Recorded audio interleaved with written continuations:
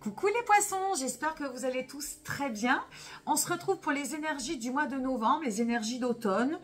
Comme d'habitude, tu prends ce qui résonne, tu laisses le reste. Ça va se passer dans l'ici et maintenant, au moment où tu vas écouter mes interprétations. Ça va venir t'impacter, peut-être provoquer des déclics, des éclaircissements, des questionnements, voilà, des réactions du style, tiens, pourquoi pas, j'avais pas pensé à ça. Ça va venir développer des choses en toi.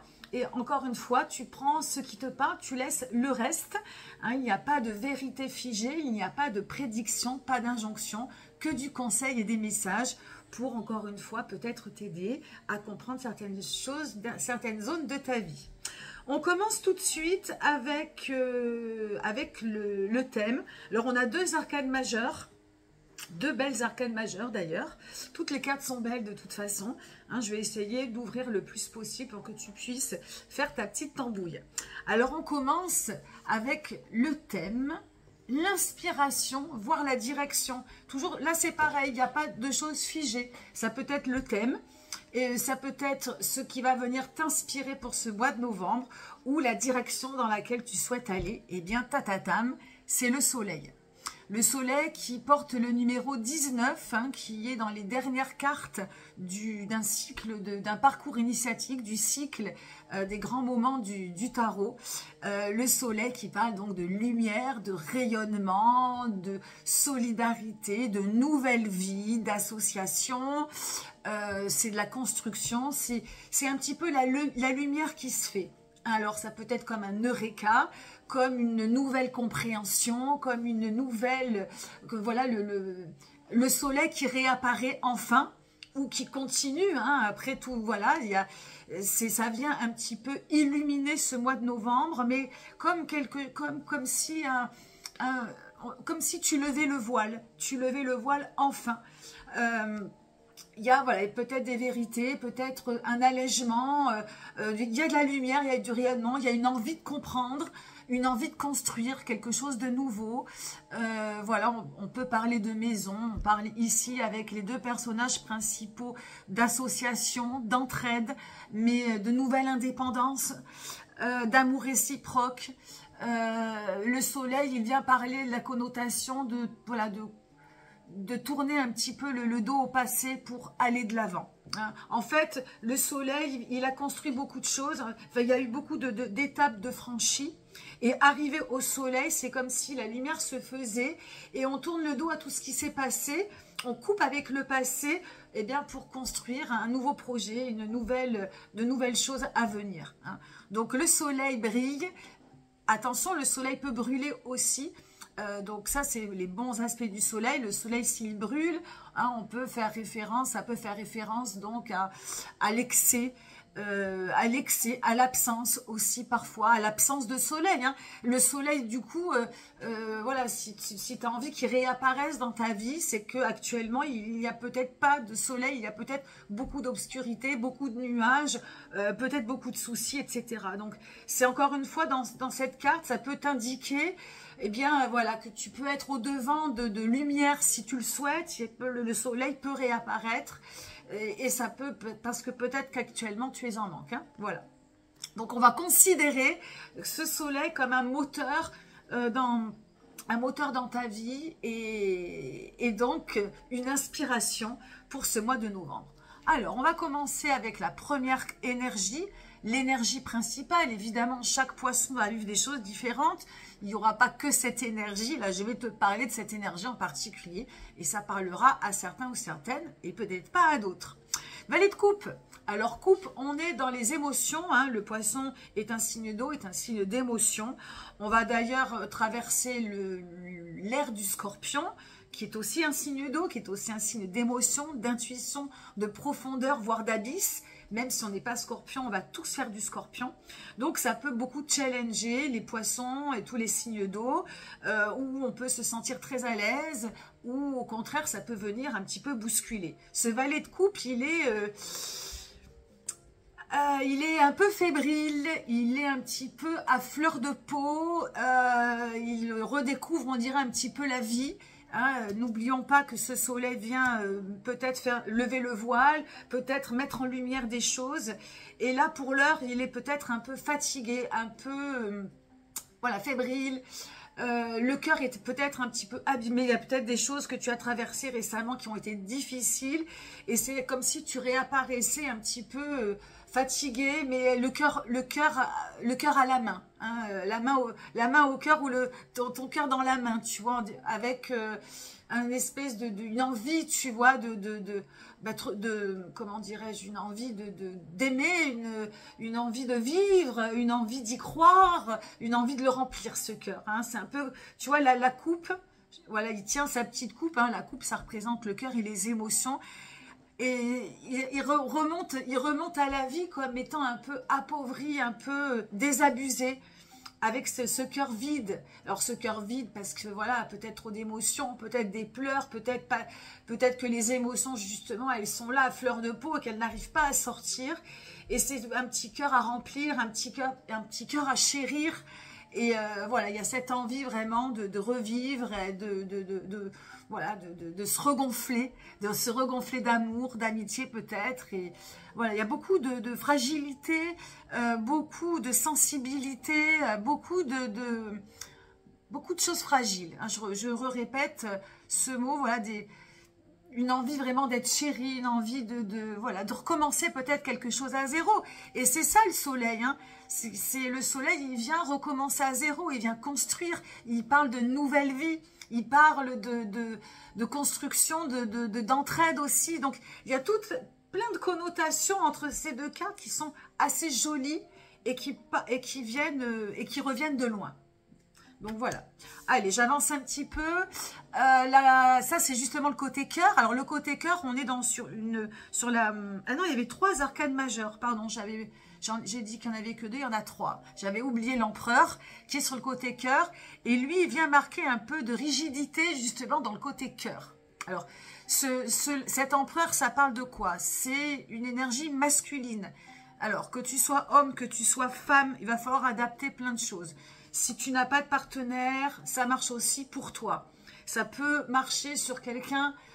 Donc, voilà, il peut y avoir le symbole d'un homme ou d'une femme dans ta vie qui prend ce rôle peut-être un petit peu du patriarcat, du père, du mari, tyrannique ou pas.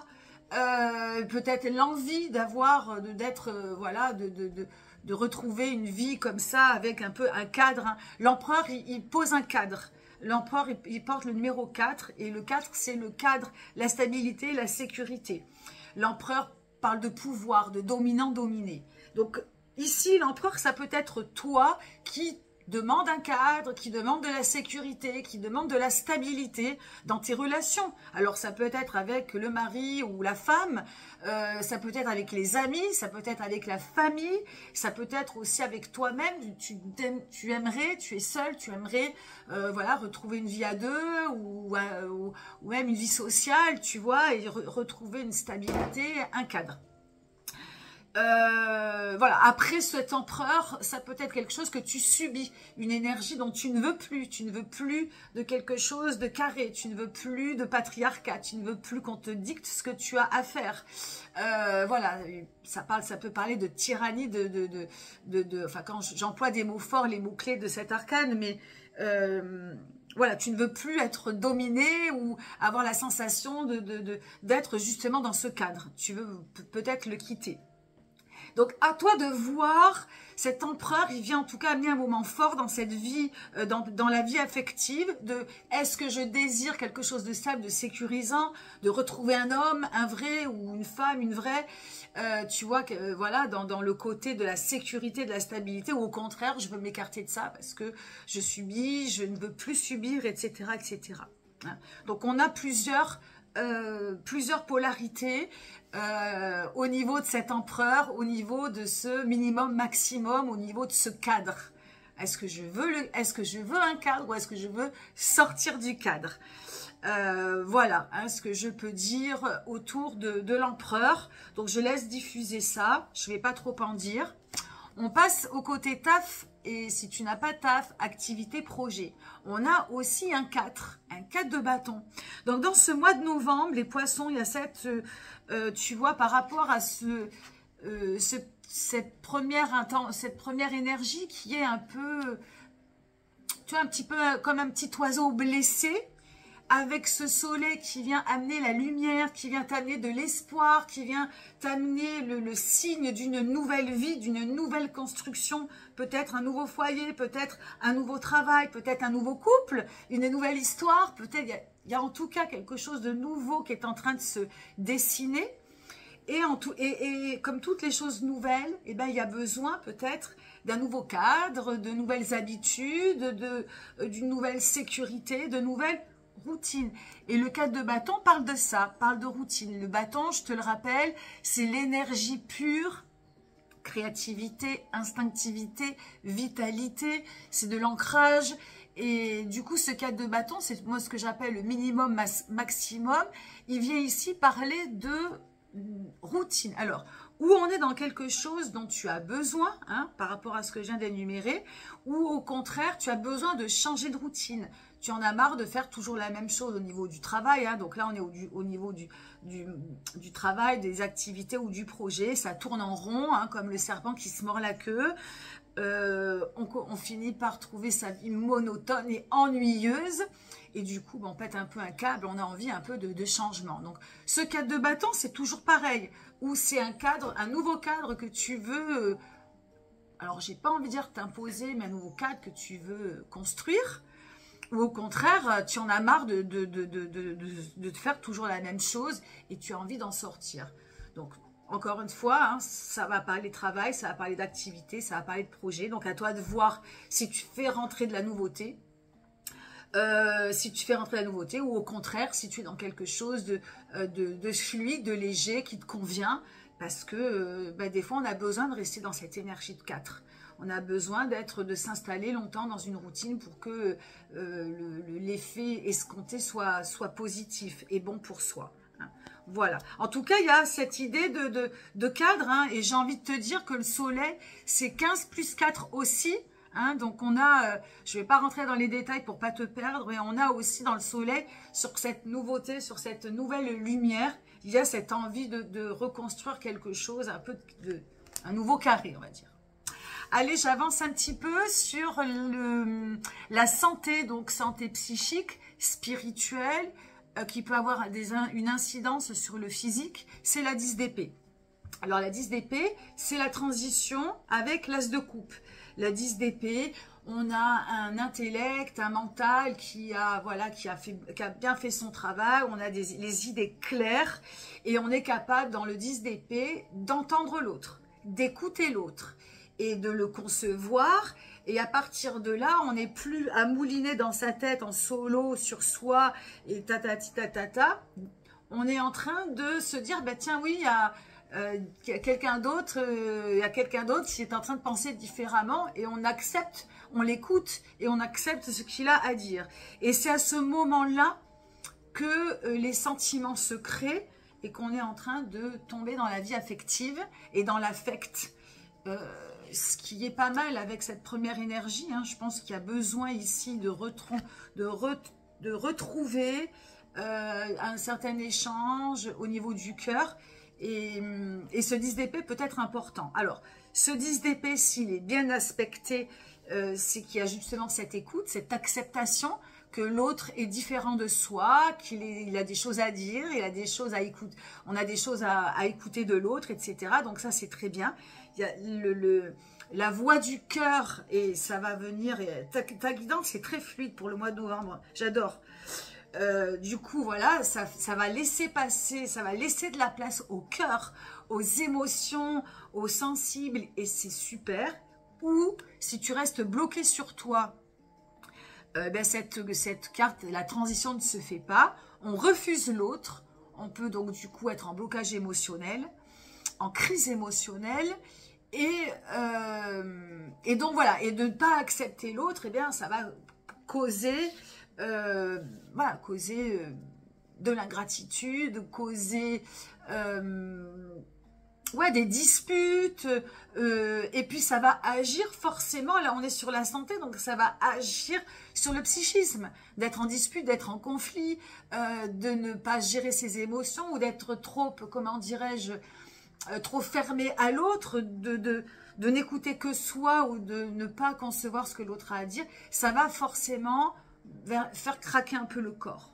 Donc là, cette 10 d'épée, elle est importante, parce qu'elle va venir lâcher prise, tu vois, de lâcher prise avec tout ça, de laisser passer le naturel, de laisser passer l'autre, de laisser passer les sentiments et les choses que tu éprouves vraiment. Et je vais faire une transition directe avec le conseil du conseil. Eh bien, c'est l'amoureux. Et l'amoureux, c'est la voix du cœur. Donc, il y a une espèce de logique, une fluidité, une légèreté extraordinaire. Et tu vois, avec ce soleil qui vient briller sur ton mois de novembre, donc il y a vraiment des choses à lâcher. L'amoureux ici, il te dit d'être connecté à l'autre, que ce soit le commun des mortels, les amis, la famille. C'est vraiment la voix du cœur. Tu vois, ici, on a trois personnages, le personnage principal et puis le petit Cupidon. Et en fait, le personnage principal, il hésite entre la mère et la fille. Il ne sait pas quoi choisir. Et le Cupidon, il lui dit, ben, tu interroges ton cœur. Il vise de sa flèche. Alors ça, ouais, c'est bien ça, parce que j'ai pris un tarot un peu, c'est pas l'original du tarot de Marseille, mais un dérivé.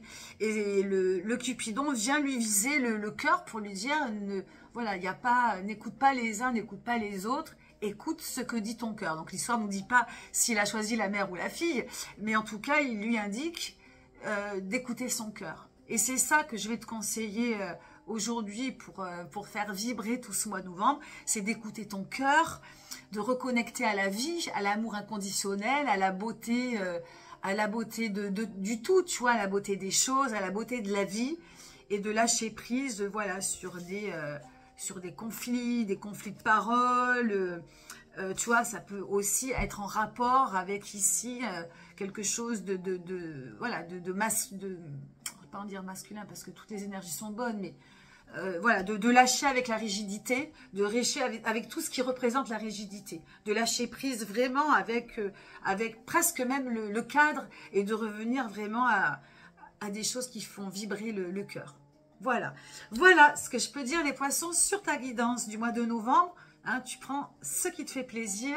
Merci de m'avoir écouté. N'hésite pas à liker si la guidance t'a plu, à me laisser un message si tu es inspiré. Et puis sinon, je te dis à très bientôt. Joli mois de novembre à tous. Bye bye.